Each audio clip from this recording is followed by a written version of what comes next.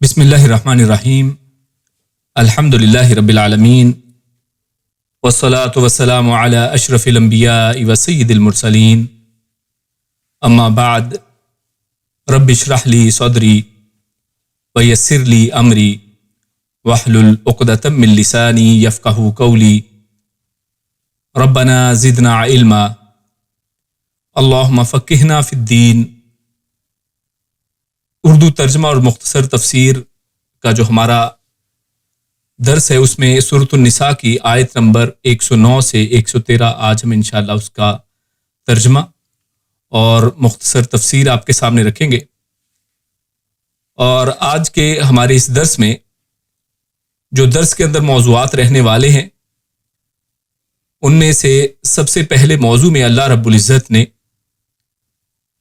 اپنا جو court of justice ہے، اپنا جو دربار ہے، اس کا ایک منظر پیش کیا ہے کہ اللہ کے ہاں فیصلے کس طرح سے ہوتے ہیں۔ اور پھر اس کے بعد اللہ رب العزت نے سچی توبہ کرنے والوں کے حوالے سے ان کی مغفرت اور ان کی مغفرت کو قبول کرنا، ان کی توبہ کو قبول کرنے کے حوالے سے اللہ رب العزت نے ذکر کیا ہے۔ اور پھر آگے چل کر ہمارے سامنے جو پچھلی دفعہ ہم درس میں پڑھ رہے تھے، بنو ابیرک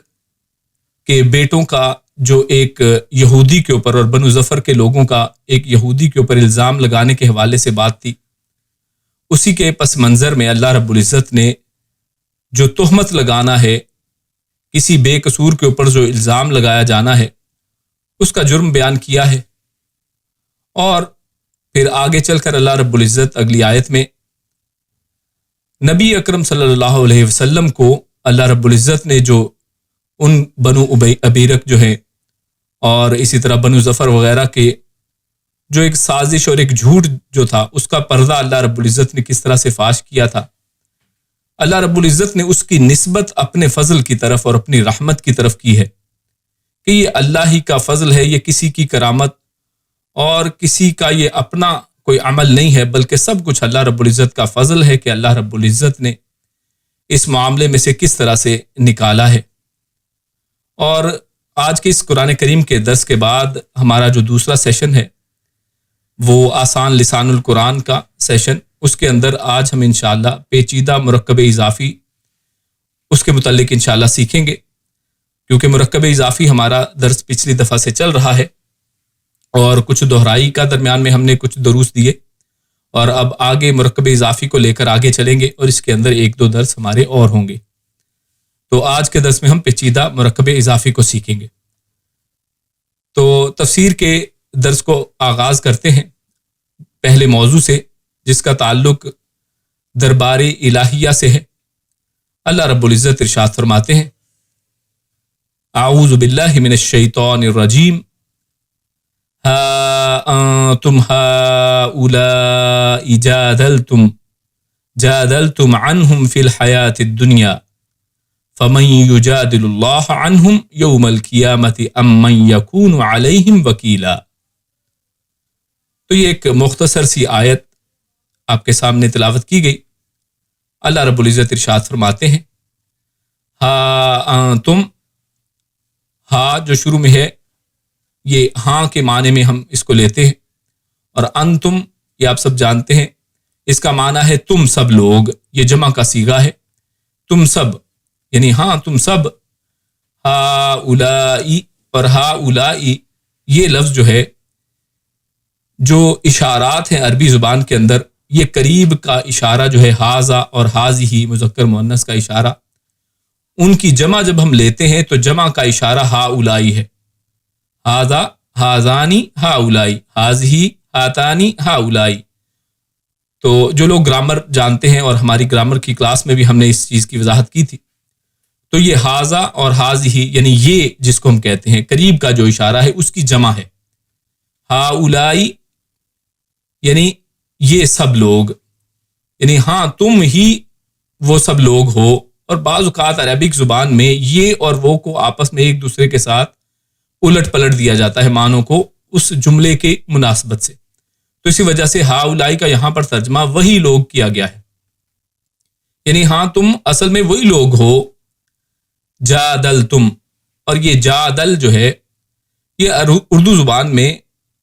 جو جدال اور جھگڑے کو بھی ہم عام روٹین میں بھی استعمال کرتے ہیں، جدال جھگڑا، تو یہ وہی جھگڑے کا لفظ ہے، جادلتم، تم سب جھگڑا کرتے ہو، عنہم، ان سے یا کی طرف سے، ہم ان کی طرف سے، یعنی ہاں تم ہی وہ لوگ ہو، تم جھگڑا کرتے ہو، عنہم، ان کی طرف سے، فی الحیات دنیا، فی میں، الحیاتی زندگی، الدنیا دنیا۔ اب یہاں پر اگر ہم الحیات دنیا اس کو دیکھیں تو یہ لفظ جو ہے اس کی کنسٹرکشن کو اگر دیکھیں تو عربک گرامر کی کلاس کے اندر ہم نے یہ چیز بتائی تھی کہ کچھ مرکبات ہوتے ہیں، یعنی مرکب ناقصہ، تو ان کے اندر یہ مرکب توصیفی ہے، یعنی ایک اسم دوسرے اسم کی صفت بیان کر رہا ہے، تو فی الحیات دنیا یعنی دنیاوی زندگی۔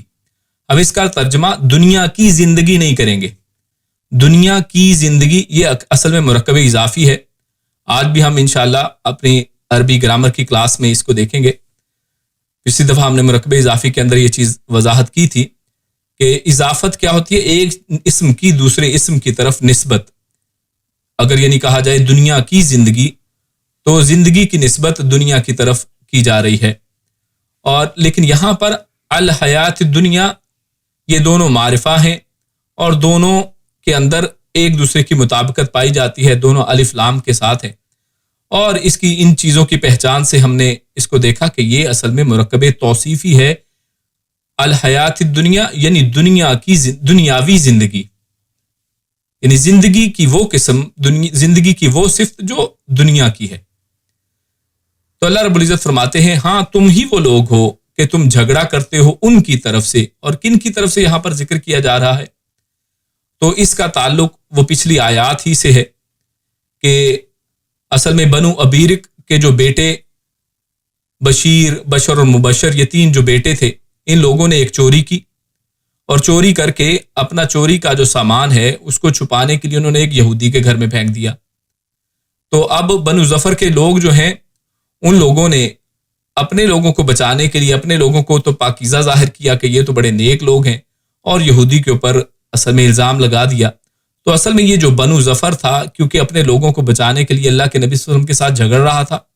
ان کے ساتھ بات چیت کر رہا تھا، ان کی طرف سے وکالت کر رہا تھا، تو اصل میں ان لوگوں کا یہاں پر تذکرہ کیا جا رہا ہے کہ جو بنو ابیرک کے ان تین لڑکے جنہوں نے یہ چوری کی تھی ان کو بچانے کی کوشش کر رہے ہیں۔ تو اللہ فرماتا ہے ہاں انتم ہاؤلائی، کہ اصل میں تم ہی وہ لوگ ہو کہ جو جھگڑا کرتے ہو دنیاوی زندگی میں، کہ اس دنیا میں رہ کر تو تم ان کی طرف سے لڑ رہے ہو، ان کی طرف سے اللہ کے نبی کے ساتھ تم بات چیت کر رہے ہو، جھگڑا کر رہے ہو۔ فمن یجادل، فا پس من کون، یجادل وہ جھگڑا کرے گا، یجادلو یعنی وہ جھگڑا کرے گا، یعنی کون ہے جو جھگڑا کرے گا اللہ سے، عنہم ان کی طرف سے، یوم القیامہ قیامت کے دن۔ اب یہ اصل میں مرکب اضافی کی کنسٹرکشن ہے، یوم القیامہ قیامت کا دن۔ تو یہاں پر قیامت کا دن کے اندر اللہ فرماتا ہے کہ اس دن کون جھگڑا کرے گا۔ اس دنیا میں تو تم ان کی طرف سے جھگڑ سکتے ہو، لوگوں کو بیوقوف بنا سکتے ہو، جھوٹی سچی باتیں کر کے اور حقائق کو توڑ مڑوڑ کے کسی سچے کو جھوٹا اور جھوٹے کو سچا ثابت کر سکتے ہو، لیکن قیامت والا دن ایسا دن ہے کہ جس دن کون جھگڑا کرے گا اللہ کے سامنے، پھر وہاں پر جھگڑنے والا کوئی نہیں ہوگا۔ ام من یکون علیہم وکیلا، ام یا پھر من کون ہوگا، یکون یہ کانا یکون، یہ کن جو ہم کن تو بڑا معروف لفظ ہے، جیسے ہم کہتے کن فیکون، کہ اللہ کہتا ہے کہ ہو جا اور وہ ہو جاتا ہے، تو یہی کن جو ہے وہ اسی کی ایک شکل ہے، یہ ہمارے سامنے یکون ہوگا۔ ام من یکون کون ہوگا، علیہم ان پر، وکیلا وکالت کرنے والا، کہ یہاں پر تو تم جھگڑ رہے ہو، ان کی طرف سے وکالت کر رہے ہو، لیکن قیامت والے دن ان کی طرف سے وکالت کرنے والا، ان کی طرف سے ان کا کیس لڑنے والا، ان کی صفائیاں پیش کرنے والا قیامت والے دن کون ہوگا۔ تو اصل میں یہ سارا جملہ اور یہ معاملہ اللہ رب العزت کا یہاں پر بیان کرنے کا مقصد کیا ہے؟ تو پیچھے پس منظر میں تو وہی بنو ابیرک کا وہ واقعہ ہے، لیکن آج ہم اپنے اس حالات کے مطابق اس کو اپنے لیے نصیحت دیکھیں، کیونکہ قرآن کریم کی کوئی آیت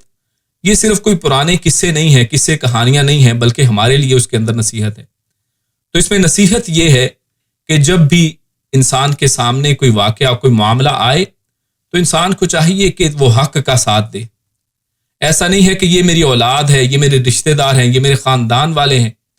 تو مجھے انہی کا ساتھ دینا ہے، چاہے وہ سچے ہوں چاہے جھوٹے ہوں۔ تو اس دنیا کے اندر تو انسان ان کا ساتھ دے دے گا، جھوٹ سچ بول کے جھوٹی گواہیاں تو دے دے گا، اور ممکن ہے کہ اس شخص کو بچا بھی لے، کیونکہ اس دنیا کے حکمران جو ہیں یہ تو ظاہر پر فیصلہ کرتے ہیں۔ اور ہم نے پچھلی دفعہ پڑھا تھا کہ اللہ کے نبی صلی اللہ علیہ وسلم نے بھی ان لوگوں کی صفائیوں کو دیکھ کر، ان کی باتوں کو دیکھ کر، ان کی وکالت کو دیکھ کر ظاہر پر فیصلہ کر دیا کہ یہی لوگ شاید سچے ہیں، کہ تم لوگ اس ایماندار کے خلاف بات کر رہے ہو، یعنی ان کو ایماندار ہی سمجھ لیا، جس معاملے کو پھر اللہ رب العزت نے پھر کلیئر کیا کہ ایسی بات نہیں ہے۔ یعنی اس دنیا میں تو یہ لوگ ان کو بچا سکتے ہیں، کیونکہ حکمران، اور یہاں پر ہمیں یہ بھی پتہ چلتا ہے کہ اس دنیا کے حکمران اور دنیا کے اندر جو فیصلہ کرنے والے ہیں ان کو فیصلہ ظاہر ہی کے اوپر کرنا ہے، کیونکہ دلوں کے حالوں کو ہم نہیں جانتے ہیں، ہم دلوں کے اندر جا کر نہیں دیکھ سکتے ہیں۔ تو جب بھی فیصلہ کیا جائے تو ظاہر کو دیکھ کر، جو دلائل ہیں ان کو دیکھ کر کیا جائے۔ ہاں، اس میں یہ ہے کہ کوئی شاطر آدمی جو ہے کسی جھوٹے کو سچا ثابت کر سکتا ہے، سچے کو جھوٹا ثابت کر سکتا ہے، یہ ممکن ہے، لیکن اللہ رب العزت ایسے ہی لوگوں کے لیے پھر اللہ رب العزت ان کو نصیحت کر رہے ہیں کہ اس دنیا کے اندر تو ایسا ممکن ہے کہ تم کر لو، کسی جھوٹے کو بچا لو، کسی مجرم کو بچا لو، اور کسی بے گناہ کو تم پھانسی چڑھا دو، لیکن اللہ فرماتا ہے فَمَن يُجَادِلُ اللَّهَ عَنْهُمْ يَوْمَ الْقِيَامَةِ، کہ ان لوگوں کی طرف سے قیامت والے دن کون جھگڑا کرے گا، کون ان کو قیامت والے دن اللہ رب العزت سے بچائے گا، اور کون اللہ رب العزت، جس کے بارے میں آپ سب جانتے ہیں کہ اللہ رب العزت جو دلوں کے بھیدوں کو جانتا ہے، جو کسی عمل کے ہونے سے پہلے اس عمل کے بارے میں سارا کچھ جانتا ہے، جس نے اللہ رب العزت نے قلم کو اسی وقت کہہ دیا تھا کہ نون والقلم وما یسطرون، کہ قلم جو کچھ ہونے والا ہے اس سب کو لکھ دیا جائے۔ تو اللہ رب العزت ہر چیز کو پہلے سے جاننے والا ہے، ہر چیز کے رازوں کو جانتا ہے، دلوں کی باتوں کو جانتا ہے، اور کوئی شخص اپنی آنکھ کے ساتھ کوئی خیانت نہیں کر سکتا ہے، لیکن اللہ رب العزت آنکھ کے جھپکنے کو بھی پہچاننے والا ہے۔ تو اس کے سامنے پھر کیا جھگڑا کرو گے؟ اس کے سامنے سچ سچ ہو جائے گا اور جھوٹ جھوٹ بالکل واضح ہو جائے گا۔ تو پھر امن یکون علیہم وکیلا، تو اس دن پھر اس کی وکالت کرنے والا کون ہوگا؟ تو لہٰذا قیامت والے دن کیونکہ کسی چیز کی، کسی ناجائز کی وکالت نہیں کی جا سکے گی، اس دن تو وکیل بھی پھنس جائیں گے، تو لہٰذا ہمیں چاہیے کہ حق کا ساتھ دیں، اور چاہے اس کے اندر اپنا نقصان ہی کیوں نہ ہوتا ہو، ہمیں ہمیشہ حق کا ساتھ دینا چاہیے۔ اسے آگے چلتے ہیں، اللہ رب العزت ارشاد فرماتا ہے، اگلی آیت میں اللہ رب العزت نے سچی توبہ کا ذکر فرمایا ہے، یعنی اللہ رب العزت کے احسان کا یہاں پر ذکر ہے کہ پیچھے ایک گناہ گاروں کی بات چل رہی ہے اور گناہ گاروں کے ساتھ دینے والوں کی بات چل رہی ہے، لیکن ساتھ ہی اللہ رب العزت نے اپنے سے نامایوس ہونے والوں کا رد کیا، مایوسی کو ختم کر دیا ہے، اور اللہ رب العزت نے اپنی رحمت اور مغفرت کے دروازوں کو کھولنے کی بات کی ہے۔ اللہ فرماتا ہے وَمَن يَعْمَلْ سُوءًا أَوْ يَظْلِمْ نَفْسَهُ ثُمَّ يَسْتَغْفِرِ اللَّهَ يَجِدِ اللَّهَ غَفُورًا رَحِيمًا۔ اللہ فرماتا ہے اور من، جو یعمل، عمل کرے، یعنی جو بھی عمل کرے، یعنی اس میں اللہ نے تخصیص نہیں کی ہے کہ کون عمل کرے گا، یعنی مسلمانوں کی بات ہے، غیر مسلموں کی بات ہے، اللہ رب العزت سب کے لیے ایک ہی طریقے کا رول یہاں پر بیان کر رہے ہیں۔ وَمَن يَعْمَلْ، جو بھی عمل کر لے، سوءً برائی کو کہتے ہیں، اور اصل میں سو یہ ایک ایسی برائی کو کہا جاتا ہے، وہ گناہ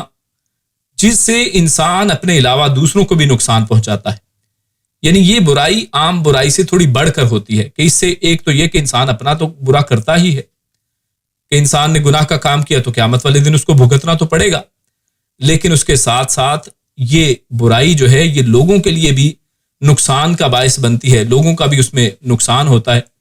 اور جس کی مثال یہاں پر اس کو بیان کرنے کا مقصد کیا ہے کہ ان لوگوں نے اصل میں ایک جھوٹی گواہی دی تھی، تو یہ جھوٹی گواہی ایسے ہی گناہوں میں سے، ایسی ہی برائیوں میں سے ایک ہے کہ جس سے نہ صرف انسان ایک تو خود گناہ کماتا ہے، بلکہ اس کے ساتھ ساتھ انسان کسی دوسرے کا بھی نقصان کرتا ہے، کسی دوسرے کو بھی تکلیف میں مبتلا کرتا ہے، کسی سچے کو جھوٹا ثابت کر دیتا ہے اور اس کو کوئی سزا دلوا دیتا ہے۔ تو اس طرح جھوٹی شہادت اور بے گناہ پر تہمت لگانا یہ اصل میں اس کی طرف ہی اشارہ ہے، لیکن ہر طرح کی جو ایسی برائی ہے جس سے کسی دوسرے کا بھی نقصان ہوتا ہو، تو یہ اصل میں سو ان کے اندر وہ داخل ہوتی ہے. اور ہم دوسری چیز اس میں اگر غور کریں تو سو ان یہ اس میں نکرہ ہے. تو نکرہ ہم اس کو پڑھ آئے ہیں گرامر کے اندر کہ یہ وسعت کے معنی میں ہوتی ہے، یعنی اس کی وسعت بہت زیادہ ہے. یعنی ومن یعمل سوءا، کوئی شخص کوئی بھی برائی کرے، یعنی سوءا کہہ کے اس کو نکرہ بیان کر کے معرفہ نہ لا کر ہر طرح کی برائی کو اس کے اندر شامل کر لیا گیا ہے. یعنی ہر طرح کا کوئی بھی ایسا جرم جس سے دوسروں کو بھی نقصان پہنچاؤ تو وہ سوءا کے اندر داخل ہے. کسی ایک خاص برائی کی یہاں پر بات نہیں کی جا رہی. او یظلم، یا پھر وہ ظلم کر لے، نفسہ، اپنے نفس پر. تو اپنے نفس پر ظلم کرنا یہ اصل میں دوسری قسم کی برائی کی یہاں پر بات کی جا رہی ہے. یعنی برائیاں دو طرح کی ہیں، ایک تو یہ کہ جس سے انسان کو اپنا بھی اور کسی دوسرے کو بھی اس سے نقصان ہو رہا، لیکن یہاں پر خاص بھی کر دیا او یظلم نفسہ، یا پھر وہ کوئی ایسی برائی کرے، ایسا ظلم کرے جو اپنے نفس پر ہو، یعنی جس سے صرف اس کو اپنے آپ کو نقصان ہوتا ہو. مثال کے طور پہ انسان نماز نہ پڑھے، یا اسی طرح انسان شراب پیتا ہے، نماز پڑھتا ہے، نماز نہیں پڑھتا ہے، یا اس طرح کی کوئی برائیاں کرتا ہے، تو یہ اس کے اندر شامل ہے جس کا نقصان صرف اس اپنی ذات کو ہوتا ہے. یعنی اس سے کسی کو کوئی نقصان نہیں پہنچتا ہے. اگر انسان نے ایک نماز نہیں پڑھی ہے تو کسی کو کیا نقصان ہوگا؟ اس کو اپنے ہی آپ کو اس کا نقصان ہوگا. تو یہاں پر یہ دونوں ہی باتیں کر کے اللہ رب العزت نے اس کا پورے معاملے کا احاطہ کر لیا ہے کہ کسی بھی طرح کی برائی ہو، چاہے وہ اپنے تک محدود ہو یا اس کا تعلق دوسروں کے ساتھ ہو. اللہ فرماتا ہے ثم یستغفر اللہ، کہ یہ اگر وہ برائیاں کرتا ہے کسی بھی طرح کی، پھر یستغفر، وہ استغفار کرتا ہے. اور یہاں پر غین فارا یا غفارا، یعنی یہ بخشش کو کہتے ہیں، لیکن اس کے شروع میں جو سین تا لگا ہے یہ اصل میں کسی چیز کی طلب کرنے کو کہتے ہیں. یعنی وہ بخشش کو طلب کرتا ہے، یعنی اس کے اندر دل کے اندر ایک چیز ہوتی ہے. ایسا نہیں کہ انسان نے اپنے ہاتھ میں تسبیح پکڑی اور کہا استغفر اللہ استغفر اللہ استغفر اللہ، تو یہ صرف الفاظ ہیں، وہ اصل میں معافی نہ مانگ رہا ہے نہ چاہ رہا ہے. تو اصل میں سین تا لگا کر اور یہ جو لفظ استغفر اللہ بنتا ہے اس کے معنی کو سمجھنا چاہیے کہ یہ صرف محض الفاظ نہیں ہیں، بلکہ اس کے اندر اللہ رب العزت سے بخشش اور معافی طلب کرنا ہے کہ انسان اپنے دل کے ساتھ اللہ رب العزت سے شرمندہ ہو اور معافی کو مانگے. یعنی صرف معافی کہہ دینا، یعنی جیسے آج کل کہتے ہیں نا کہ صرف سوری کہہ دینا کہ آئی ایم سوری، تو یہ تو ایک صرف محض الفاظ ہیں، نہ دل کے اندر کوئی شرمندگی ہوتی ہے، بلکہ دل میں چاہے اس کے اپوزٹ ہی سوچ رہا ہو انسان، لیکن منہ پر سوری بول دیتا ہے. تو اصل میں یہ استغفار جو لفظ ہے اس کے اندر جو سین تا شروع میں ہم لگاتے ہیں، یہ جو عربی کے اندر لگتا ہے، تو اس کا بڑا اہم معنی ہے. یعنی انسان اس کے اندر پوری انٹینشن کے ساتھ، پوری ہوش و حواس کے ساتھ اس کو باقاعدہ اپنے لیے طلب کرتا ہے. تو طلب کا معنی سین تا کی وجہ سے اس کے اندر آتا ہے. تو اللہ فرماتا ہے ثم یستغفر اللہ، پھر وہ اللہ رب العزت سے بخشش مانگے تو کیا ہوگا؟ یجد اللہ، واجدہ یجدو، یعنی وہ پائے گا، وہ لے لے گا، وہ حاصل کر لے گا، اللہ کو وہ پائے گا غفوراً. یعنی اگر وہ ایسا کرے گا تو اللہ کو پھر آگے سے کیسا اس کو پائے گا؟ غفوراً. اور یہ ہاں پھر یہ بھی نکرہ ہے، غفوراً، تنوین آ گئی آخر میں، رحیماً، رحم کرنے والا ہے. تو نکرہ اس کی وسعت زیادہ ہوتی ہے، یعنی بہت زیادہ بخشنے والا، رحیماً، بہت زیادہ رحم کرنے والا. تو اس آیت کے اندر دیکھیے اللہ رب العزت نے، اللہ رب العزت کے غفار ہونے کی، اس کے رحیم، اس کے رحم کی اللہ رب العزت نے یہاں پر وسعت کو ظاہر کیا ہے کہ انسان کسی بھی طرح کا عمل کر لے، انسان کیسا بھی عمل کرتا ہو، اپنے آپ پر ظلم کرتا ہو، دوسروں کے ساتھ ظلم کرتا ہو، انسان کا کوئی بھی گناہ وہ ایسا نہیں ہے کہ اللہ رب العزت کی رحمت سے وہ پرے اور باہر ہو. اللہ رب العزت کی رحمت کا دائرہ وہ بہت زیادہ وسیع ہے. اور اس معنی کی بے شمار آیات اللہ رب العزت کے قرآن کریم میں اللہ رب العزت نے بیان کی ہیں، جن میں سے سورۃ الفرقان میں اللہ رب العزت ارشاد فرماتا ہے والذین لا يدعون مع اللہ الہا آخر، کہ وہ لوگ جو اللہ کے ساتھ کوئی دوسرے الہ کو نہیں پکارتے ہیں، ولا یقتلون النفس التي حرم اللہ الا بالحق، اور نہ ہی وہ بے جا کسی کو قتل کرتے ہیں، ولا یزنون، اور نہ ہی وہ زنا کرتے ہیں،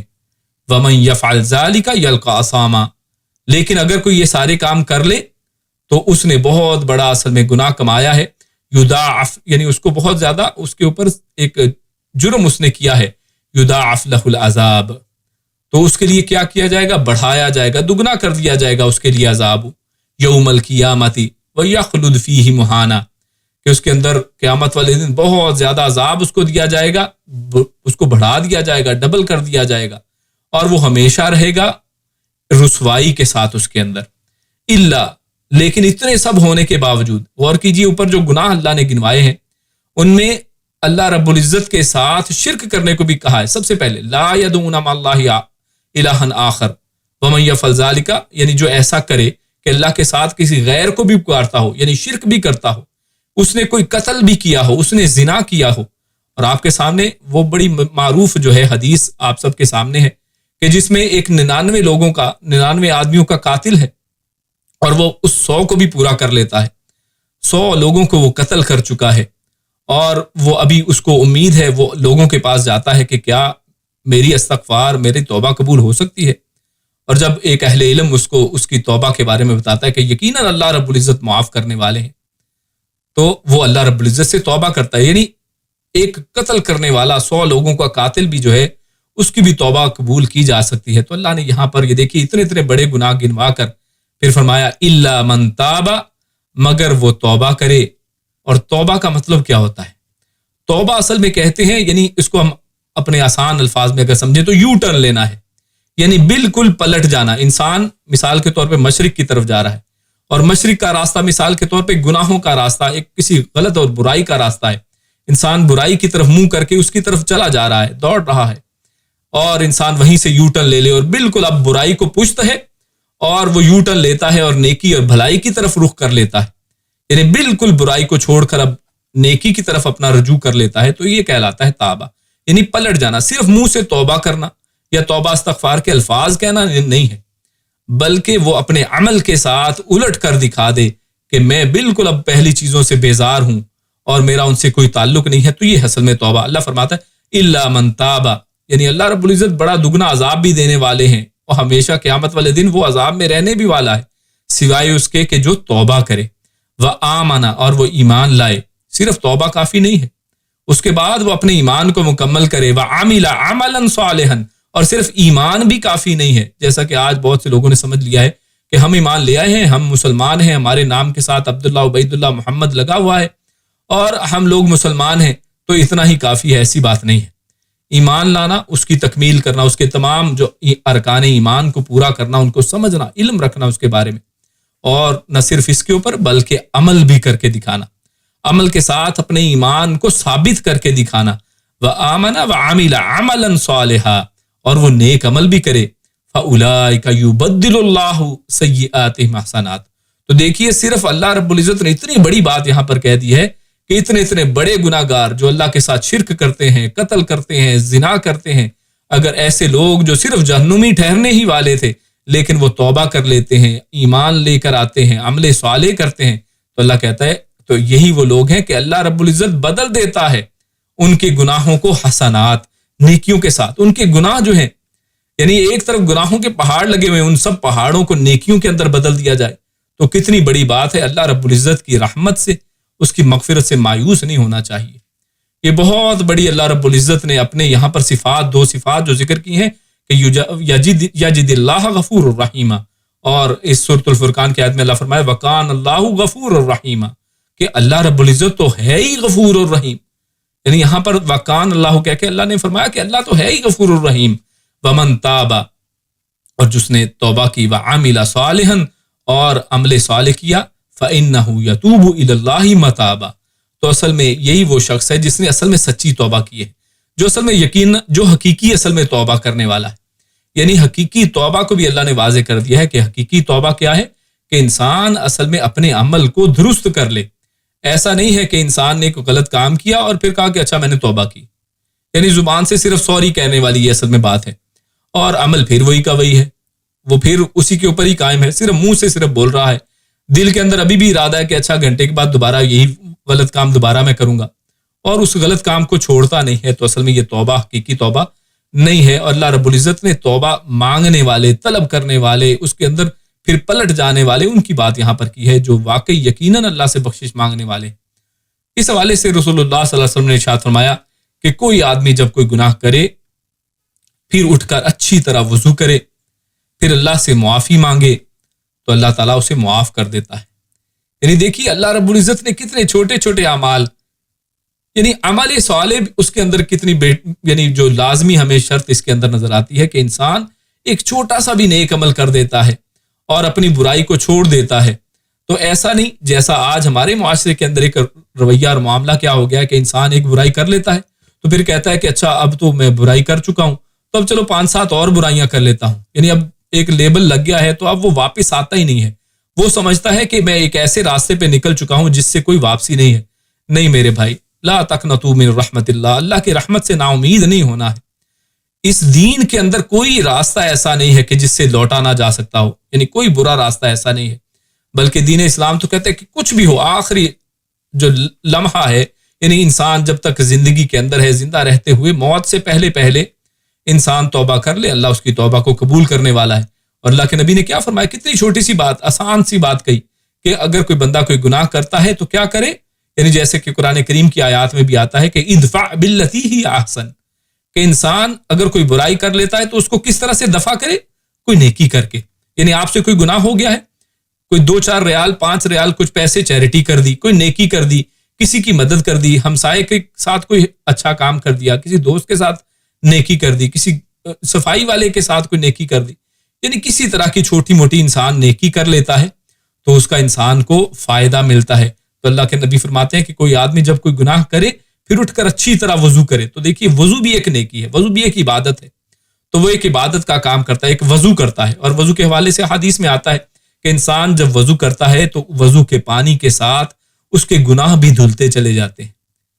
تو انسان وضو جب کرتا ہے تو اس کے گناہ دھل رہے ہوتے ہیں، یعنی انسان اس کو دیکھ نہیں سکتا ہے، لیکن اگر دیکھنے والی آنکھ ہو، دیکھ سکتا ہو۔ اللہ کے نبی کی احادیث کے اوپر ہمارا یقین ہے، ایمان اور یقین اس کے اوپر ہے کہ یقیناً اللہ کے نبی نے فرمایا تو ایسا ہی ہے کہ انسان اگر دیکھ سکتا ہو تو یقیناً اس کے گناہ پانی کے ساتھ دھل دھل کر زمین کے اندر گر رہے ہوں، تو پھر وہ وضو کرنے کے بعد اللہ سے معافی مانگے۔ نبی اکرم صلی اللہ علیہ وسلم نے حضرت بلال سے، سیدنا بلال سے یہ سوال کیا تھا کہ میں نے جنت کے اندر اپنے آگے آگے آپ کے قدموں کی آواز سنی ہے، تو وہ کس طرح سے، کیا کوئی عمل آپ کرتے ہو؟ تو بلال نے کہا تھا کہ میں کوئی اور ایسا کوئی خاص عمل تو نہیں کرتا، ہاں صرف یہ کرتا ہوں کہ میں وضو کر کے 2 رکعت نماز ادا کرتا ہوں، جس کو تحیۃ الوضو آج ہم کہتے ہیں۔ تو وہ ان کا عمل دیکھیے جنت میں لے جانے والا عمل ہے۔ اللہ کے نبی صلی اللہ علیہ وسلم کہتے ہیں کہ میں اپنے آگے آگے آپ کی آواز سنتا ہوں۔ تو لہٰذا وضو کرے انسان، اللہ رب العزت سے معافی مانگے تو اللہ تعالیٰ اسے معاف کر دیتا ہے۔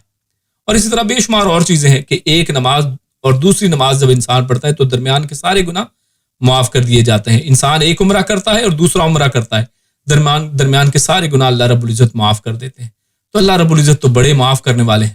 تو اللہ رب پیارے رسول نے یہ آیت یعنی بیان کر کے اللہ کے نبی نے یہ آیت پڑھی، سورہ آل عمران کی آیت ہے 135۔ اللہ فرماتا ہے والذین اذا فعلوا فاحشۃ او ظلموا انفسهم ذکروا اللہ فاستغفروا لذنوبهم ومن یغفر الذنوب الا اللہ۔ اللہ کے نبی فرماتے ہیں، یعنی اللہ رب العزت فرماتا ہے، اور وہ لوگ جب کوئی بے حیائی کرتے ہیں یا اپنی جانوں پر ظلم کرتے ہیں تو اللہ کو یاد کرتے ہیں، بس اپنے گناہ کی بخشش مانگتے ہیں، اور اللہ کے سوا کون بخشتا ہے، کون بخشنے والا ہے۔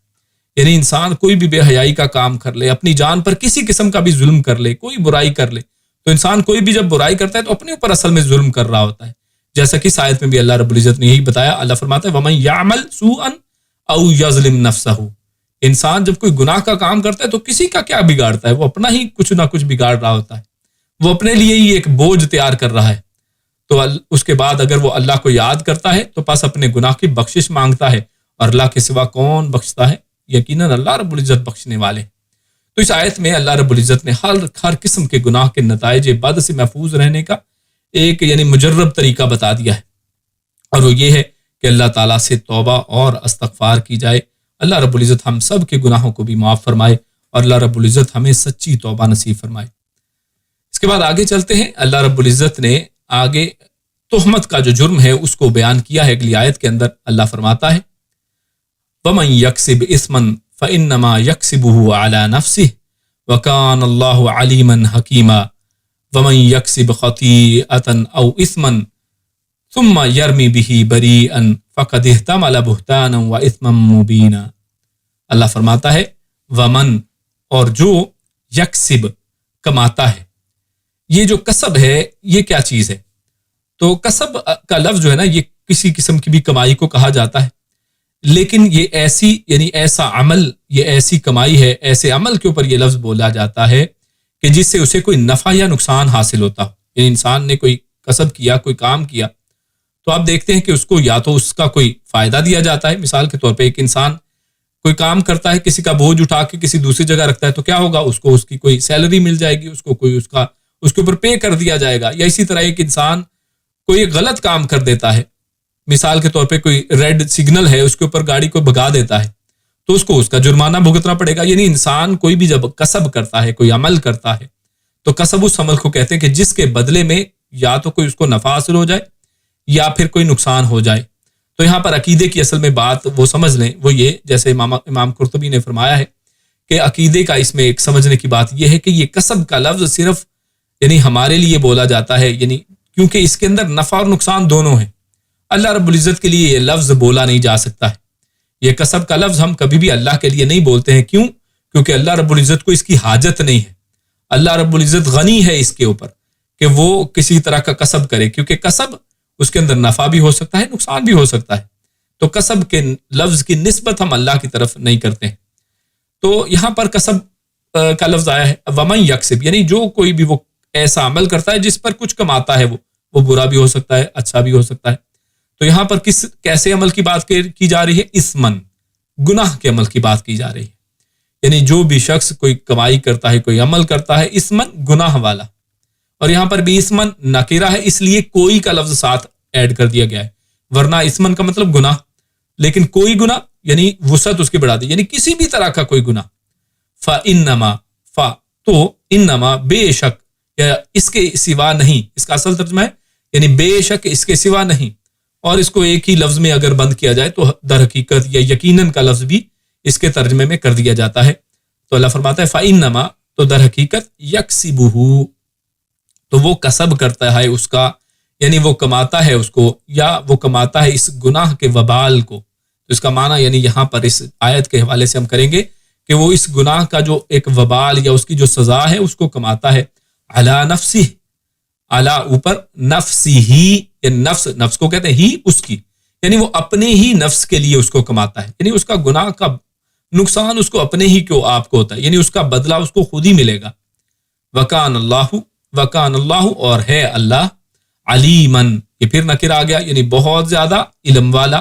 حکیمن، بہت زیادہ حکمت والا. ومن یکسب، اور من جو یکسب، جو کمائی کرے یا جو ایسا عمل کرے جس پر وہ کچھ کمائے، خطیئتن، کسی خطا کو، او اسمن، یا پھر کسی گناہ کو. اب یہاں پر دیکھیے دو لفظ آگے ہیں، ایک خطیئہ اور ایک اسمن. تو خطیئہ جو ہے، خطا، یہ اصل میں ایسے گناہ کو یا ایسی غلطی کو کہا جاتا ہے جو انسان غیر ارادی طور پر کرے، یعنی جو ہو گئی اس سے، وہ کرنا نہیں چاہتا تھا. انسان مثال کے طور پہ کچھ بنا رہا ہو یا کچھ لکھ رہا ہے اور اس سے اس کا ہاتھ ہلا، کچھ غلط لکھا گیا، لیکن وہ چاہتا نہیں تھا ویسا لکھنا، یا اس سے کوئی کام بے ارادی طور پر، غیر ارادی طور پر ہو جاتا ہے، تو اس کے اوپر خطا کا لفظ استعمال کیا جاتا ہے. اور یہ زیادہ تر ہمیشہ نہیں ہوتی ہے، یہ یعنی کبھی کبھار ہوتی ہے، احیاناً، اس کے اوپر ہمیشگی نہیں ہوتی ہے، کیونکہ یہ تو ایسی جسے کہتے ہیں نا بائی چانس، آج کل ہم کہتے ہیں،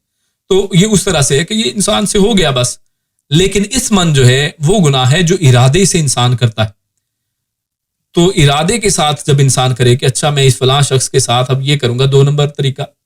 یا میں فلاں شخص اگر آئے گا پوچھے گا تو میں یہ جھوٹ بول دوں گا، تو اس نے باقاعدہ ارادے کے ساتھ کوئی اگر ایک عمل کیا ہے تو وہ اسم کہلاتا ہے. اور اگر غیر ارادی طور پر کوئی کام ہوا ہے تو اسے خطا یا خطیئہ، جیسے عربی میں یہاں پر آیا ہمارے سامنے، تو اس کے اوپر خطا کا لفظ بولا جاتا ہے. تو اللہ فرماتا ہے ومن یکسب خطیئا، یعنی اگر کوئی شخص کوئی ارتکاب کرے کسی خطا کا، یعنی کوئی غیر ارادی عمل کا، او اسمن، یا پھر کوئی جان بوجھ کر جو گناہ کیا ہے اس کا، ثم، پھر، یرمی، اب ایک کام تو ہو گیا برا، چاہے وہ خطا سے ہوا یا بغیر ارادے سے یا ارادے سے ہوا، لیکن اس کے بعد وہ کام کیا کرتا ہے؟ وہ کرتا ہے یرمی، وہ تہمت لگاتا ہے، بھی، اس کی، بھی ساتھ ہی اس، یعنی اس کی وہ تہمت لگاتا ہے، بری ان، ایسے شخص کو جو بری ہے، یعنی اردو میں بھی ہم یہ لفظ بولتے ہیں بری ہونا، یعنی جو جس کا الزام اس کے اوپر نہیں ہے، یعنی جس نے عمل وہ نہیں کیا ہے، یعنی بے گناہ، جس کا ہم ترجمہ کیا کریں گے؟ بے گناہ، اور وہ اس کا الزام کسی بے گناہ پر لگا دیتا ہے، یعنی کام اس نے خود کیا تھا، چاہے وہ اس سے ارادتاً ہوا تھا یا غیر ارادی طور پر ہوا تھا۔ تو انسان سے بعض اوقات کوئی ایک عمل ہو گیا، مثال کے طور پہ آپ نے بچے کو کہا کہ گلاس پانی کا ایک لے کے آؤ، اب وہ پانی کا گلاس لے کے آ رہا ہے اور لے کے لاتے لاتے اس سے ہاتھ سے گلاس گر گیا، اب وہ گلاس بھی ٹوٹ گیا، پانی زمین پر گر گیا ہے۔ اب یہ خطا ہے، یہ کوئی اسم نہیں ہے، اس نے جان بوجھ کر تو ایسا نہیں کیا ہے، لیکن اب وہ کیا کرتا ہے؟ آپ اس سے پوچھتے ہیں کہ یہ کیا ہوا، تو اس کے جواب میں وہ کیا کہتے ہیں؟ وہ یہ تو فلاں نے مجھے ایک دم دھکا مار دیا تھا، اور یا کسی دوسرے بھائی پہ، کسی دوسرے بہن پہ، گھر کے کسی دوسرے فرد کے اوپر اس کا الزام لگا دیتا ہے۔ تو بچوں والے یہ چیزیں جانتے ہیں کہ کیسے ہوتا ہے، تو یہ بچوں کی یہاں پر تربیت، ہماری تربیت کی بھی ضرورت ہے اور ہمارے اولاد کی ابھی سے تربیت کی ضرورت ہے۔ کیا کہ اگر کوئی خطا سے کوئی کام ہو جائے یا کوئی ارادی طور پر ہو جائے یا غیر ارادی طور پر اس کو انسان قبول کر لے تو یہ بہتر ہے، اور ہمیں بھی چاہیے بڑوں کو بطور یعنی بڑے اور گھر کے سربراہ کہ ہم ان کے اوپر ایسا روب اور دبدبا نہ رکھیں کہ وہ شخص جھوٹ بولنے کے اوپر یا تہمت پر مجبور ہو جائے۔ اور یہاں پر یہ بات ہمارے سامنے آ رہی ہے کہ اللہ فرماتا ہے کہ اگر کوئی شخص کوئی خطا کر دے یا کوئی گناہ کر دے، پھر اصل میں وہ اسی خوف یا کسی وجہ سے اب وہ کیا کر رہا ہے، یعنی اس سے بھی بڑا گناہ کر رہا ہے۔ ایک تو غلطی ہو گئی ارادتاً یا غیر ارادی طور پر، ثم یرمی، پھر وہ تہمت لگا دیتا ہے بھی اس کی بریئن، کسی بے گناہ کے اوپر، جس نے وہ نہیں کیا تھا اس کے اوپر اس نے الزام لگا دیا۔ تو اللہ پھر کیا کہتا ہے؟ فَقَدْ احْتَمَلَ بُهْتَانًا وَإِثْمًا مُبِينًا، فقد فا تو یقیناً، قد یقیناً، احتمل اس نے بوجھ اٹھایا ہے، حمل کہتے ہیں بوجھ اٹھانے کو، تو احتمل اس نے بوجھ اٹھایا ہے، بہتانن، بہتان کا، تو اس نے اصل میں ایک بے گناہ کے اوپر ایک الزام لگانے کا، اس کو کہتے ہیں بہتان، تو بہتان کا اس نے اصل میں اپنے اوپر ایک گناہ کما لیا ہے، بوجھ اٹھایا ہے، وَإِثْمًا، یعنی چاہے دیکھیے خطا تھی اس کی، اب یہاں پر دونوں لفظ ہیں، چاہے خطا سے ہی اس سے ہوا تھا، اگر اس کو مان لیتا اس کا کوئی گناہ ہی نہیں ہے، کیونکہ یہ تو ویسے ہی اس سے غیر ارادی طور پر ہوا تھا، لیکن اب کسی بے گناہ کے اوپر الزام لگانے کی وجہ سے اس نے ایک بہتان کا بوجھ اٹھا لیا ہے، وَإِثْمًا، اور اب وہ اسم بن گیا ہے۔ اب غور کیجئے، پہلے وہ خطیہ تھی، وہ ایک خطا تھی، لیکن یہ الزام لگانے کی وجہ سے اب وہ ایک گناہ بن گیا ہے، کیونکہ اب وہ ارادتاً اس کو معلوم بھی ہے کہ یہ عمل جو ہے وہ میں نے کیا ہے، لیکن کسی اور کے اوپر اس کا الزام لگاتا ہے، تو اصل میں وَإِثْمًا، تو اب وہ گناہ بن گیا ہے، مبینہ، اور کھلا گناہ، یعنی اب اس کو پھر سزا اسی طرح ملے گی جو کسی بڑے گناہ کی سزا ملتی ہے، کیونکہ اسمن مبینن، مبینن یعنی بہت بڑا یا کھلا گناہ، یعنی جس کو چھپایا نہیں جا سکتا ہے، یعنی جو بالکل واضح گناہ ہے، تو ایسے گناہ کا اس نے اب بوجھ اٹھا لیا ہے، حالانکہ وہ چھوٹی موٹی بات تھی۔ تو اس لیے انسان کو یہاں پر اللہ رب العزت نے ایک تربیت بھی کی ہے کہ انسان کو چاہیے کہ وہ اس کے اوپر توبہ استغفار کر لے، اللہ نے توبہ کے دروازے کھول کے رکھے، تو لہٰذا، اور اگر ہم اولاد اور ماں باپ کی بات کریں تو ان کے آپس میں تعلقات اس طرح کے ہونے چاہیے کہ اولاد جو ہے وہ اتنا کانفیڈنس اس کے اندر ہو کہ اگر وہ کوئی برائی کا کام کر لے تو اس کو چھپاتی نہ پھرے اور اس کو بڑا گناہ نہ بنا دے، کیونکہ بہت سی اولاد کی تربیت کے اندر ایک مسئلہ یہ آتا ہے کہ وہ اتنا ڈرنا شروع ہو جاتے ہیں کہ وہ ڈرتے ڈرتے آپ کو بتاتے نہیں ہیں اور وہ گناہ کی اس لت میں بڑھتے چلے جاتے ہیں۔ اس کی بجائے ہونا یہ چاہیے کہ وہ اس کو قبول کریں، اور آپ کے اندر بھی اس کے اندر شفقت کا پہلو ہو، ان کی تربیت کا پہلو بھی ہو، کبھی کبھار ڈانٹ بھی دیا جائے لیکن ان کو اچھے سے سمجھایا جائے، اور ان کے اندر یہ حوصلہ ہو کہ وہ آپ کے ساتھ وہ چیزوں کو سچ کی بنیاد کے اوپر شیئر کریں،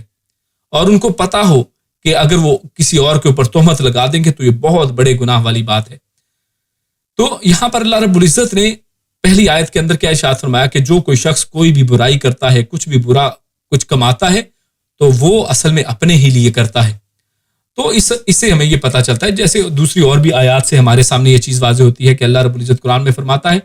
کہ وَلَا تَزِرُ وَازِرَةٌ وِزْرَ أُخْرَىٰ، کہ کوئی بھی بوجھ اٹھانے والا کسی دوسرے کا بوجھ نہیں اٹھاتا۔ قیامت والا دن ہوگا تو ہر ایک کو اس کے اپنے عمل ہی کا جو ہے وہ حساب دینا ہوگا، کوئی کسی دوسرے کا بوجھ نہیں اٹھائے گا،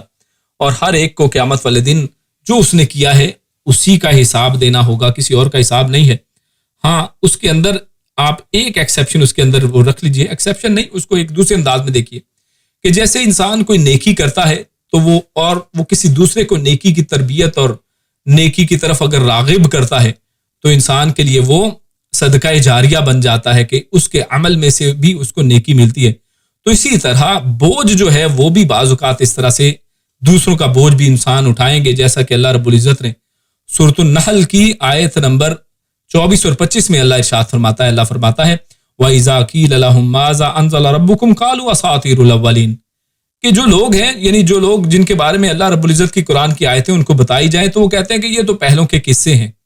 تو اس طرح کے لوگ جو ہیں یعنی جو دین کو کچھ نہیں سمجھتے ہیں،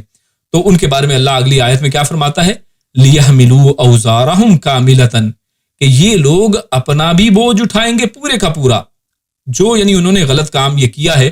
اس کا اپنا پورا بوجھ انہوں نے اٹھانا ہے.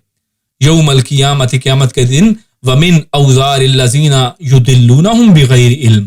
اور ساتھ ہی ساتھ اصل میں یہ ان کا بھی بوجھ اٹھائیں گے کہ جن کو انہوں نے گمراہ کیا ہے بغیر کسی علم کے، یعنی ان کو کسی چیز کا پتہ ہی نہیں تھا. بھئی آپ کو نہیں پتا ہے تو آپ ایسے نہ کہیں کہ یہ کہاں سے ہے، یہ کہاں سے آ گئی بات.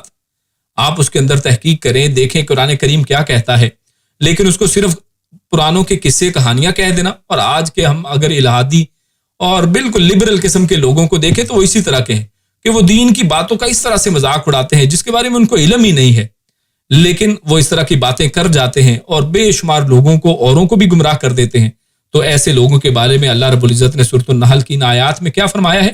کہ وہ قیامت والے دن اپنا بھی بوجھ اٹھائیں گے اور ساتھ ہی ساتھ وہ جن لوگوں کو انہوں نے گمراہ کیا تھا ان کے بوجھوں میں سے بھی ان کو پھر حصہ دیا جائے گا.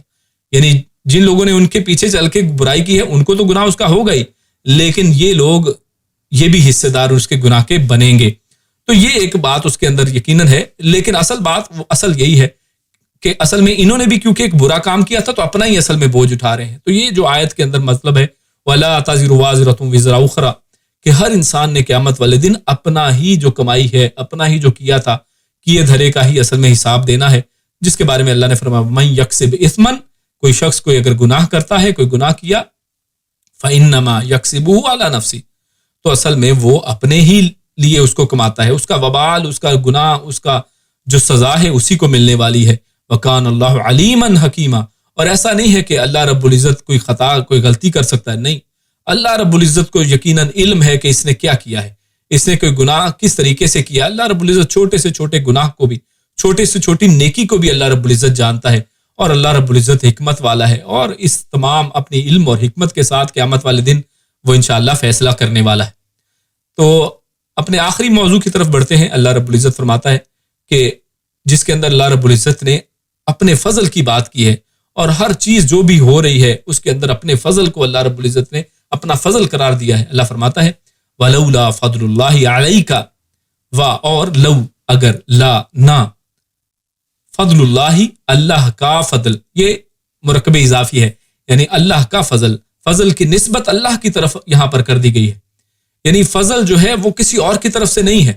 وہ اللہ ہی کا فضل ہے. وَلَوْلَا فَضْلُ اللَّهِ، اگر اللہ کا فضل نہ ہوتا، علی کا، علی، علی اوپر، کا آپ، یعنی اگر آپ صلی اللہ علیہ وسلم کے اوپر اللہ کا فضل نہ ہوتا. اور یہ پچھلی دفعہ ہم نے واقعہ پڑھا تھا کہ اللہ رب العزت نے اپنے علم سے ان کو بتا دیا، اللہ رب العزت نے اپنے وحی سے پیارے رسول صلی اللہ علیہ وسلم کے اوپر یہ بات واضح کر دی کہ اصل میں گناہگار یہی لوگ ہیں جو ابیرک کے جو بیٹے ہیں، یہ اصل میں گناہگار ہیں، ورنہ غلطی ہو سکتی تھی اور اللہ کے نبی تو ظاہر کے اوپر فیصلہ کرنے والے تھے، لیکن اللہ رب العزت نے یہ بات کو واضح کر دیا اور ایک صحیح جو ہے موقف اللہ رب العزت نے حق کی بات سامنے رکھ دی. تو اللہ رب العزت اس کے حوالے سے بات کر رہے ہیں کہ اللہ کا اگر فضل نہ ہوتا، یعنی نبی اکرم صلی اللہ علیہ وسلم نے کوئی اپنے علم سے یا اپنے کسی یعنی کسب سے یہ کام نہیں کیا تھا کہ اللہ کے نبی صلی اللہ علیہ وسلم کے پاس کوئی ایسی چیز کی تھی کہ جس کے ذریعے سے انہوں نے پتہ چلا لیا کہ حق کیا ہے. کیونکہ بہت سے لوگ اصل میں آج اس گمراہی کا شکار ہیں کہ وہ اللہ کے نبی صلی اللہ علیہ وسلم کے حوالے سے کچھ ایسے عقائد رکھتے ہیں جس کا اللہ رب العزت نے اس آیت میں یہاں پر رد کیا ہے. کیا فرماتا ہے کہ اگر اللہ کا فضل نہ ہوتا، یہ اللہ کا فضل تھا علیکہ آپ کے اوپر، اے اللہ کے نبی صلی اللہ علیہ وسلم، وَرَحْمَتُهُ، اور رحمت یعنی رحمت ہو اس کی، یعنی اس سے مراد کون؟ اللہ. اگر اللہ کی رحمت نہ ہوتی، اس کا فضل نہ ہوتا، لہمت، تو لام یہاں پر لام تاکید ہے، یعنی یقیناً ہمت تو قصد کر لیا تھا، ارادہ کر لیا تھا، طائفتن ایک گروہ نے، یہ کون ہے؟ بنو ظفر والے، یعنی جو ان بنو ابیرک کی حمایت کے لیے آئے تھے اور انہوں نے کہا کہ جناب یہ لوگ ہمارے لوگ جو اصل میں چور تھے یہ تو بڑے ایماندار لوگ ہیں، تو ان کی بات کی جا رہی ہے. تو کہا گیا کہ ورنہ قصد کر لیا تھا، ارادہ کر لیا تھا طائفتن ایک گروہ نے، منہم ان میں سے، ان یدلوک ان کہ یدلو وہ گمراہ کر دیں، یہ وہ آپ کو یعنی ایک حقائق سے بالکل دوسری طرف لے جائیں، گمراہ کر دیں کا آپ کو. یعنی وہ انہوں نے تو ارادہ کیا تھا، وہ تو اپنی پوری کوشش کر بیٹھے تھے، انہوں نے تو اس طرح کی بات چیت آپ کے سامنے اس انداز میں بیان کی تھی کہ آپ کو لگا کہ شاید یہی سچے ہیں، تو وہ تو گمراہ کرنے ہی والے تھے. لیکن اللہ کا فضل اگر نہ ہوتا، اللہ کی رحمت نہ ہوتی، تو انہوں نے تو قصد کر لیا تھا، ان کا ارادہ تو یہی تھا کہ گمراہ کر دیں آپ کو. وما و اور ما نہیں، یضلون وہ گمراہ کرتے، الا مگر انفسہم اپنے آپ، اپنے نفسوں کو. اللہ فرماتا ہے کہ اصل میں وہ اپنے آپ کو گمراہ کر رہے تھے، یعنی وہ یہ سمجھ رہے تھے کہ آپ صلی اللہ علیہ وسلم کو اس طرح سے گمراہ کر دیں گے، جبکہ اللہ رب العزت وحی کے ذریعے سے آپ کو بتانے والا تھا. اللہ کے نبی صلی اللہ علیہ وسلم کو تو وحی کے ذریعے بتا دیا گیا، لیکن ان کو اس چیز کا احساس نہیں ہوا، ان لوگوں نے اس کے بارے میں سوچا ہی نہیں، اور اصل میں وہ اپنے آپ کو گمراہ کر بیٹھے. انہوں نے سوچا کہ ہم اس طرح سے گمراہ کر دیں گے، تو یقیناً یہ اصل میں اپنے آپ کو گمراہ کر رہے تھے، وہ خود اپنے بارے میں یہ اس طرح کا ایک گمان کر رہے تھے. وما یضرونک و اور ما نہیں، یضرو یہ ضرر پہنچانا، اردو میں بھی ہم لفظ بولتے ہیں، یہ وہی لفظ ہے. یضرو وہ ضرر پہنچا سکتے یا پھر نقصان پہنچا سکتے، بگاڑ سکتے کا آپ کا. وما یضرونک نہیں وہ نقصان پہنچا سکتے آپ کو، یا پھر نہیں وہ کچھ بگاڑ سکتے آپ کا. من شیء من سے شیئن کچھ بھی، شیئن کہتے کسی چیز کو، اور نکرہ ہے یہ، یعنی من شیئن کسی بھی چیز میں سے کچھ بھی، یعنی وہ آپ کا ذرا بھی کوئی نقصان نہیں پہنچا سکتے. کیوں؟ کیونکہ نبی اکرم صلی اللہ علیہ وسلم کو اللہ رب العزت ایک ایک بات کے اوپر وحی کرنے والے، اللہ کے نبی صلی اللہ علیہ وسلم کو ہدایت دینے والے، اور اللہ کے نبی صلی اللہ علیہ وسلم کو ایک سیدھی راستے کے اوپر چلانے والی ذات پیچھے اللہ رب العزت موجود ہے. وَأَنزَلَ اللَّهُ اور آگے اللہ نے اس کی وضاحت بھی فرمائی ہے، اور انزل اللہ انزل اس نے اتارا، اللہ نے، یعنی اس اللہ نے پھر اتارا علیک آپ کے اوپر الکتاب کتاب کو، یعنی اللہ رب العزت نے وحی کے ذریعے سے آپ کے اوپر کتاب اتار دی، والحکمہ اور حکمت اتار دی. اور علماء اس حوالے سے کہتے ہیں کہ کتاب سے مراد تو قرآن کریم ہے اور وحی الہیہ ہے، اور حکمہ سے مراد نبی اکرم صلی اللہ علیہ وسلم کی جو احادیث مبارکہ ہیں،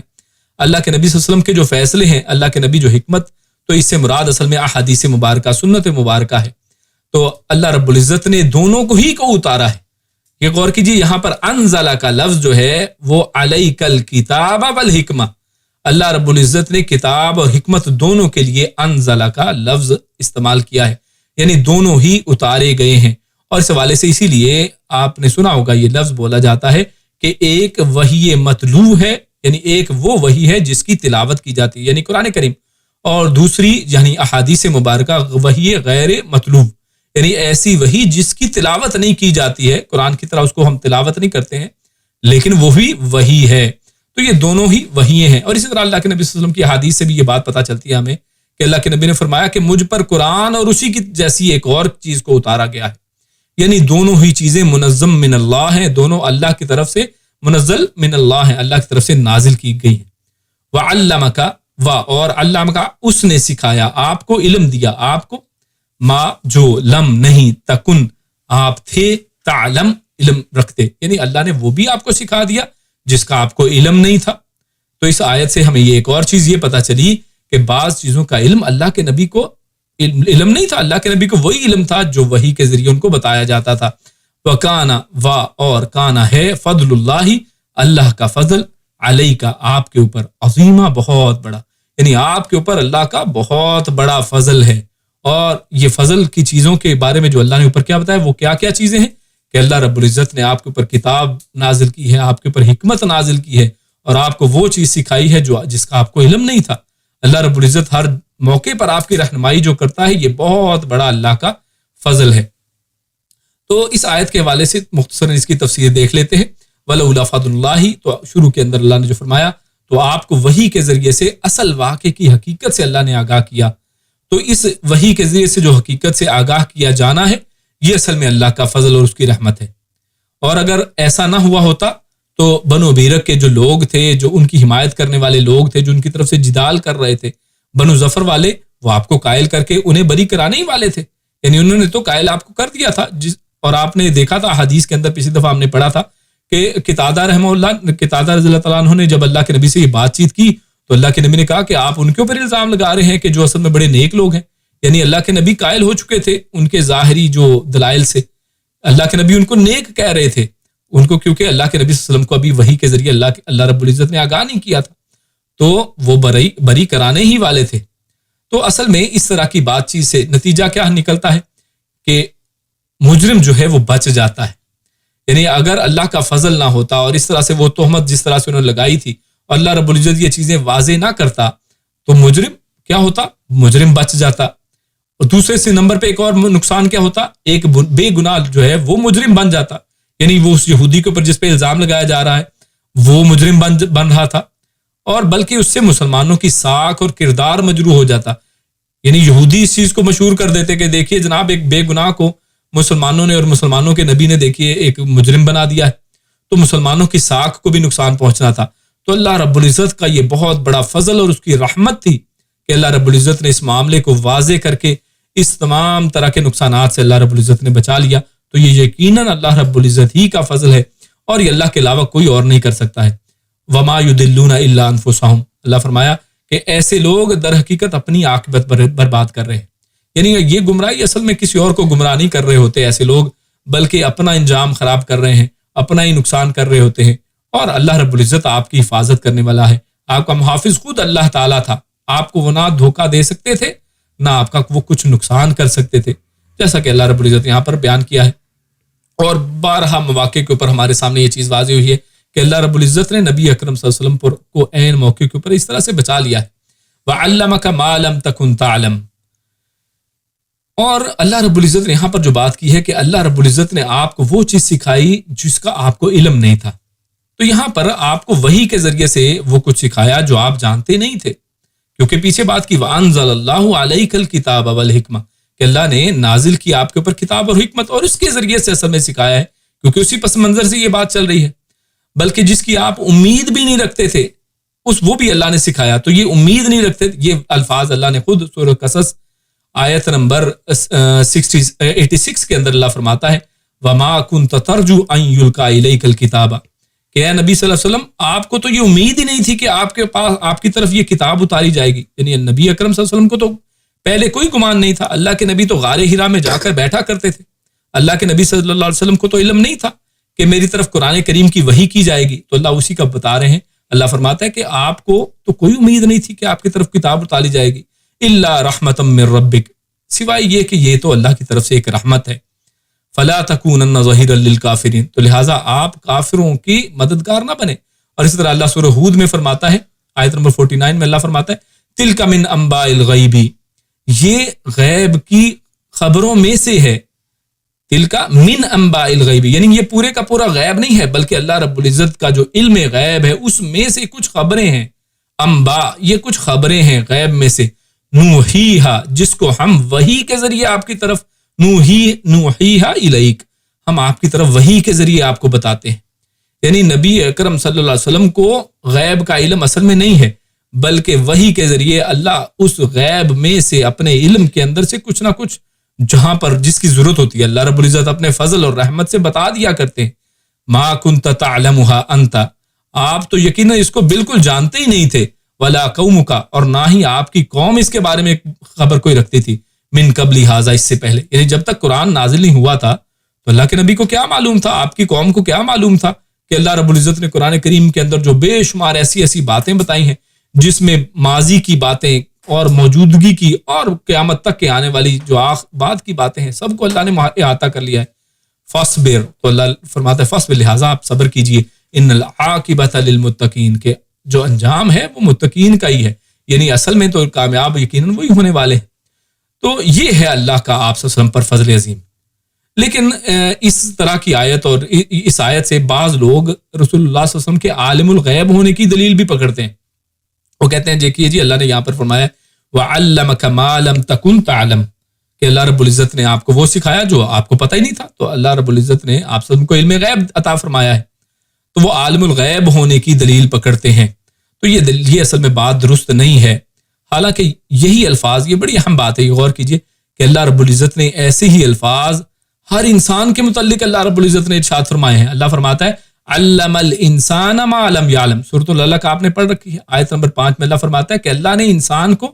وہ سکھایا جو وہ نہیں جانتا تھا۔ یہاں پر بھی دیکھیے یہی لفظ ہے وَعَلَّمَكَ مَا لَمْ تَكُنْ تَعْلَمْ، کہ اللہ رب العزت نے آپ کو وہ سکھایا ما علم جو نہیں تھے، تکن تعلم جو آپ نہیں جانتے تھے۔ تو اللہ نے تو انسان کو یہ سارا کچھ سکھایا ہے۔ تو اگر اس آیت سے یہ پتہ چلتا ہے کہ اللہ کے نبی کو علم غیب ہے، تو پھر تو ہر انسان کے لیے علم غیب ماننا پڑے گا، جو بات اصل میں درست نہیں ہے۔ تو ایسی بات یقیناً حقیقت کے خلاف ہے۔ تو یقیناً اللہ رب العزت کی ذات علم غیب کو جاننے والی ہے، بلکہ اللہ رب العزت نے تو قرآن کریم میں یہ بھی ارشاد فرمایا ہے کہ غیب کی چابیوں کو بھی کوئی نہیں جانتا ہے اللہ مگر سوائے اللہ کے، اللہ صرف غیب کی چابیوں کا جاننے والا۔ تو جب غیب کی چابیوں کے بارے میں بھی کسی کو علم نہیں ہے، تو پھر ان چابیوں سے جو غیب کے خزانے کھلنے والے ہیں ان کے بارے میں کیا پتا ہوگا؟ تو اللہ رب العزت اپنے غیب میں سے جتنا چاہتا ہے، جس کو چاہتا ہے یقیناً عطا کر دیتا ہے۔ اس میں سے جو علم اللہ چاہتا ہے، جیسے اس اوپر کی آیت میں ہمارے سامنے آیا، اللہ نے سورۃ القصص میں فرمایا کہ اللہ رب العزت اپنے طرف سے، یا سورۃ الہود میں جیسے فرمایا کہ اللہ وحی کے ذریعے سے اپنی غیب میں سے کچھ خبریں بتا دیا کرتا ہے۔ تو لہٰذا یہ چیز ہمارے اوپر اس طرح واضح ہونی چاہیے، اور عقیدہ اس حوالے سے بالکل کلیئر ہونا چاہیے، اس کے اندر کوئی شک و شبہ نہیں ہونا چاہیے کہ جو اللہ کی صفات ہیں وہ اللہ کے لیے ہیں، یہ سب کچھ اللہ کا فضل ہے، اللہ کی رحمت ہے، جس کے ذریعے سے اللہ کے نبی صلی اللہ علیہ وسلم کو یہ مقام بلند، مقام عظیم عطا فرمایا گیا۔ اللہ کے نبی صلی اللہ علیہ وسلم کو ہر طرح کی گمراہیوں سے اللہ رب العزت نے پاک اور صاف رکھا ہے۔ اللہ رب العزت سے دعا ہے کہ اللہ رب العزت ہم سب کو جو کچھ پڑھا سنا اس پر عمل کرنے کی توفیق عطا فرمائے۔ اللہ رب العزت ہمیں نیک عمل اور اچھی سمجھ کی توفیق عطا فرمائے۔ سبحان ربک رب العزت عما یصفون وسلام علی المرسلین والحمد للہ رب العالمین۔ جزاکم اللہ خیر، مبارک اللہ فیکم، السلام علیکم ورحمۃ اللہ وبرکاتہ۔